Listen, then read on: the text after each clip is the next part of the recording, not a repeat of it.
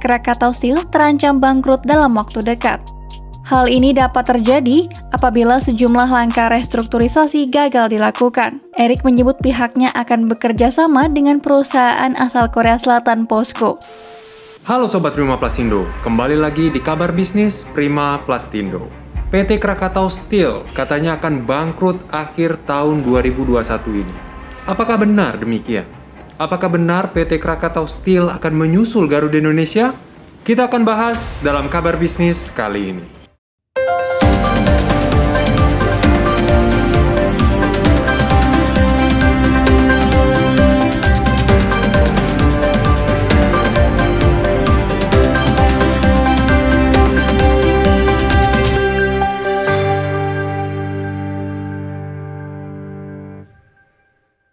Sebelum lanjut, jangan lupa untuk subscribe channel ini agar Anda selalu update berita terhangat, informasi terkini seputar bisnis dan industri plastik. PT Krakatau Steel diproyeksi akan bangkrut tahun ini. Padahal setelah 8 tahun mengalami kerugian, baru tahun ini PT Krakatau Steel mencetak laba yang besar. Apakah kabar ini benar? Seperti apa faktanya? Ini benar. Dan seperti keterangan Menteri BUMN Erick Thohir, kalau restrukturisasi yang sedang berlangsung saat ini gagal, maka per Desember ini Krakatau Steel bisa dikatakan bangkrut. Tapi bukannya tahun ini Krakatau Steel mencetak laba setelah 8 tahun merugi? Kenapa malah jadi bangkrut?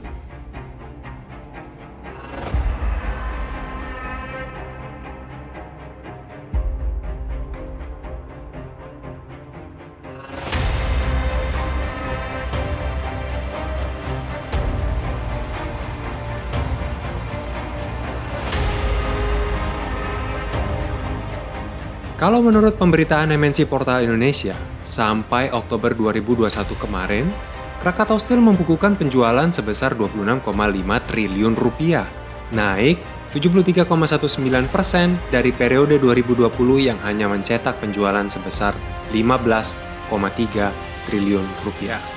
Jadi faktanya, memang Krakatau Steel mencetak laba bersih 1,05 triliun tahun ini. Makanya tidak heran, manajemen emiten baja pelat merah ini menargetkan pertumbuhan penjualan hingga 26% tahun depan, tahun 2022, sambil terus melakukan pembenahan pada seluruh lini dan aktivitas usaha. Lantas kenapa bisa diproyeksikan bangkrut? Sesuai dengan keterangan Direktur Utama Krakatau Steel, Silmi Karim, utang Krakatau Steel saat ini sudah mencapai 31 triliun rupiah. Dan utang ini merupakan akumulasi dari tahun 2011 sampai 2018 akibat dari investasi yang tidak berjalan sesuai rencana. Kondisi yang parah ini disinyalir disebabkan oleh tingkat korupsi yang tinggi dalam manajemen yang lama. Maka dari itu, sebagai upaya pencegahan dan pemberantasan korupsi, Krakatau Steel sudah menerapkan ISO 37001 sejak Agustus 2020 lalu. Masalah korupsi ini memang menjadi perhatian utama manajemen yang baru agar dapat menyelamatkan Krakatau Steel, tambahan dari Silmi Karim.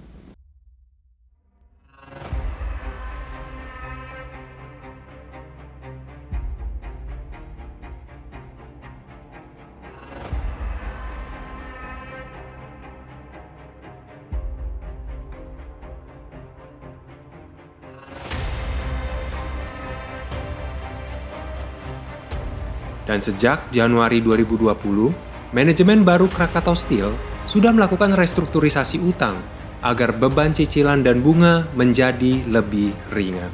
Selain itu, menurut Silmi Karim, manajemen juga sedang berupaya mencari solusi agar bisa memanfaatkan secara penuh fasilitas dan juga pabrik yang tadinya mangkrak atau tidak efisien, termasuk menggandeng 2 calon mitra strategis, yang salah satunya akan memaksimalkan proyek Blast Furnace Krakatau Steel yang akan beroperasi kuartal ketiga 2022 nanti. Jadi memang berbagai usaha sedang dikerahkan untuk bisa menyelamatkan PT Krakatau Steel dari kebangkrutan yang sedang membayangi saat ini. Jangan sampai Krakatau Steel menyusul Garuda yang saat ini memang sedang masuk ke status PKPU atau penundaan kewajiban pembayaran utang untuk memberikan waktu restrukturisasi kewajiban usaha mereka.